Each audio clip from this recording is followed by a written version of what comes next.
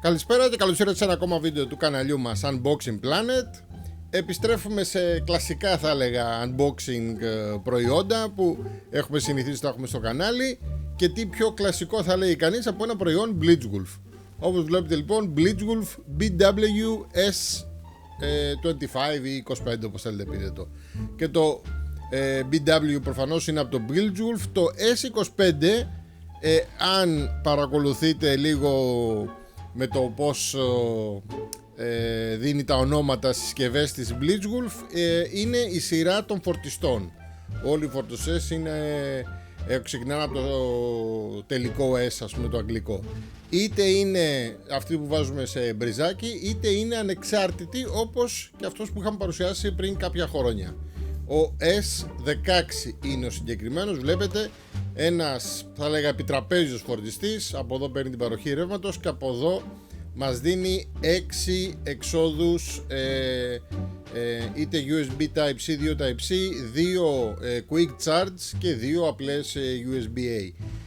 Στο ίδιο πλαίσιο, αλλά στην αναβαθμισμένη πλέον έκδοση, είναι και ο συγκεκριμένος, ο S25, και πάμε αμέσως να τον ανοίξουμε, διότι θα δείτε και εσείς ότι δεν έχει μεγάλες διαφοροποιήσεις. Απλώς πλέον έχουμε, θα έλεγα, αναβαθμιστεί λίγο σε επίπεδο ρεύματος και σε διάταξη των εξόδων.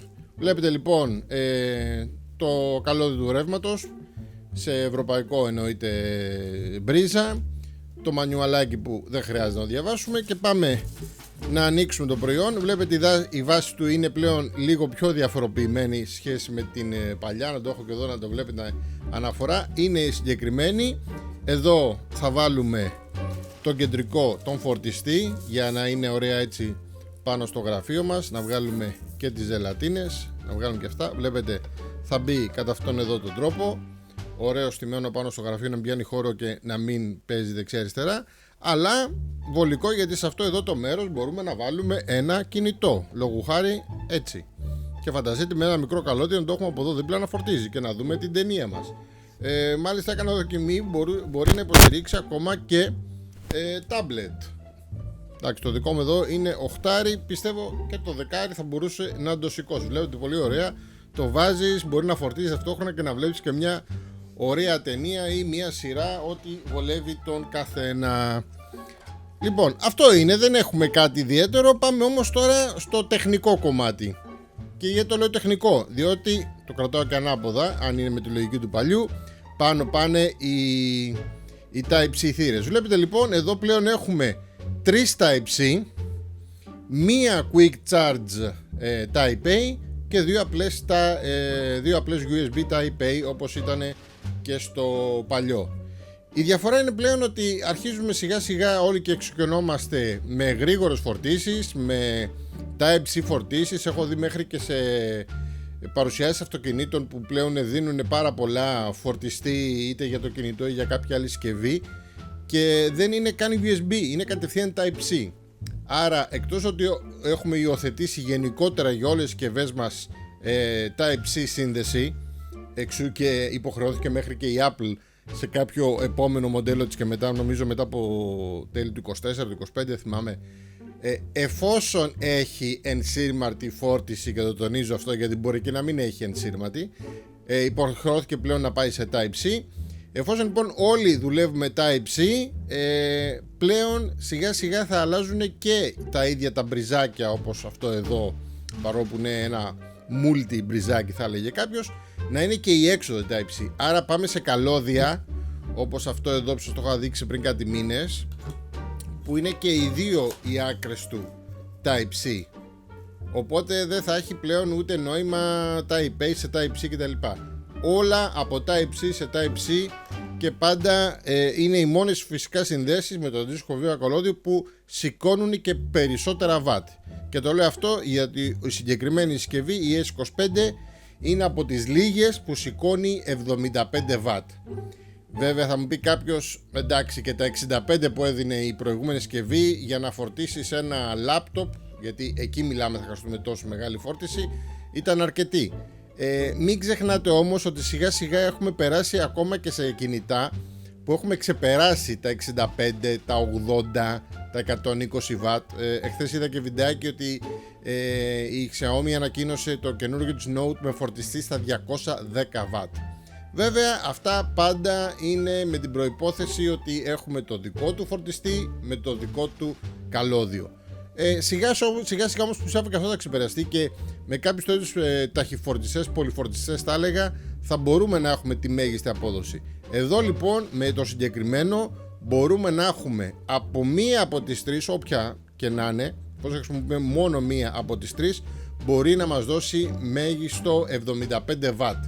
Άρα μπορούμε να φορτίσουμε ένα λάπτοπ, ένα MacBook Air, γενικά μια συσκευή που έχει πολύ απέτηση ρεύμα. Αντίστοιχα, αν είχατε την προηγούμενη συσκευή θα το ξέρετε, αυτά τα 75 watt μπορούμε να τα μοιράσουμε αντίστοιχα όταν χρησιμοποιούμε και τις άλλες θύρες. Δηλαδή αν χρησιμοποιούμε δύο Type-C θύρες, η μία μπορεί να δώσει 45 και η άλλη παραδείγματος χάρη 20 και να μείνουν και 10 watt να δώσουμε σε μια απλή, ίσως μια παλιά συσκευή μας που έχει micro USB, που με 10 watt είναι full, δεν έχουμε κάτι παραπάνω. Γίνονται διάφοροι συνδυασμοί, θα δώσουμε σε 45 και 30.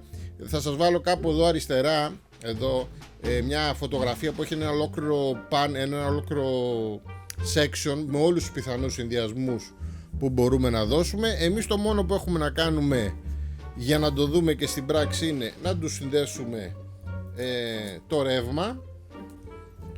Το βάζουμε λοιπόν στο ρεύμα για να δούμε ότι όντως λειτουργεί και σωστά. Αυτό που πάλι πρέπει να φαίνεται, βλέπετε εδώ ανάβει ένα ωραίο λεντάκι μπλε, καμιά φορά φαίνεται και άσπρο το βράδυ. Με βοηθάει γιατί την παλιά την είχα δίπλα στο κομμωδίνο μου και ήταν σαν έτσι φωτάκι νυχτός. Λοιπόν, και πλέον μπορούμε να κάνουμε δοκιμή και να βάλουμε να φορτίσουμε τα κινητά μας, το λάπτοπ μας, ό,τι θέλουμε.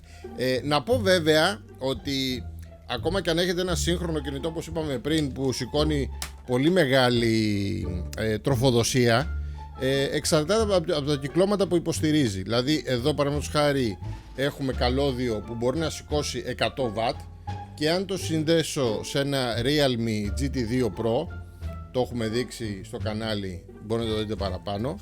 Ναι μεν φυσικά θα το φορτίσει, αλλά βλέπετε εδώ, γιατί είναι καλώδιο που μπορεί να μας δείξει τη μέγιστη φόρτιση, το έχω δοκιμάσει και στον άλλο φορτιστή, δεν θα ξεπεράσει τα 16 watt. Γιατί για να χρησιμοποιήσει την πολύ γρήγορη φόρτιση που έχει το συγκεκριμένο κινητό, που φτάνει 65 watt, πρέπει να χρησιμοποιήσουμε το δικό του φορτιστή με το δικό του καλώδιο. Άρα δεν είναι πανάκια, αλλά πιστεύω είναι κάποια πράγματα που σιγά σιγά και αυτά θα ξεπεραστούν.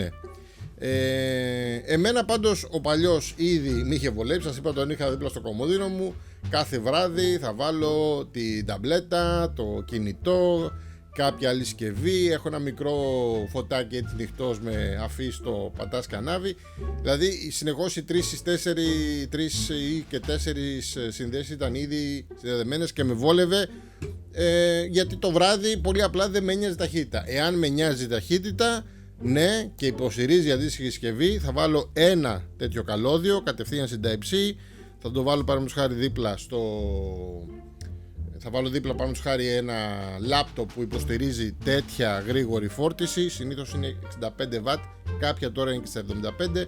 Θα το βάλω και σε μισή ώρα μπορεί να έχω πλήρες φορτισμένο λάπτοπ. Αυτό είναι το σημαντικό, και γενικά και το design, γιατί όπως βλέπετε και η προηγούμενη σχεδόν 2 χρόνια συσκευή και είναι ακόμα σαν καινούρια. Λοιπόν, η συγκεκριμένη τώρα και λόγω Black Friday, γιατί μάλλον την ημέρα του Black Friday θα το βγάλω το βίντεο, είναι στα 32 ευρώ, που έπαιζε γύρω στα 40 με 45. Πιστεύω όμως ότι την ημέρα που θα βγάλω το βίντεο θα σας έχω βρει και κουπονάκι να την πάρετε φθηνότερα. Οπότε κοιτάξτε την περιγραφή, βρείτε το κουπονάκι και πιστεύω είναι μια καλή επένδυση, ειδικά αν δεν έχετε το προηγούμενο μοντέλο. Αν το έχετε το προηγούμενο, σας είπα και πριν, οι διαφορές είναι ελάχιστες. Οπότε αυτά για αυτό το βίντεο. Αν σας άρεσε, ένα like, ένα subscribe. Υπάρχει και το κουμπάκι για τα μικρά donations αν σας βοηθούμε στις αγορές σας και θέλετε να μας δείξετε την ευγνωμοσύνη σας. Και θα τα πούμε την επόμενη εβδομάδα, που μάλλον έχουμε πολύ δυνατή νέα παρουσία και γενικά ένα βιντεάκι που θα είναι οδηγός και οι μελλοντικές αγορές. Αλλά θα τα πούμε στο επόμενο βίντεο. Αυτά και σας ευχαριστώ πολύ.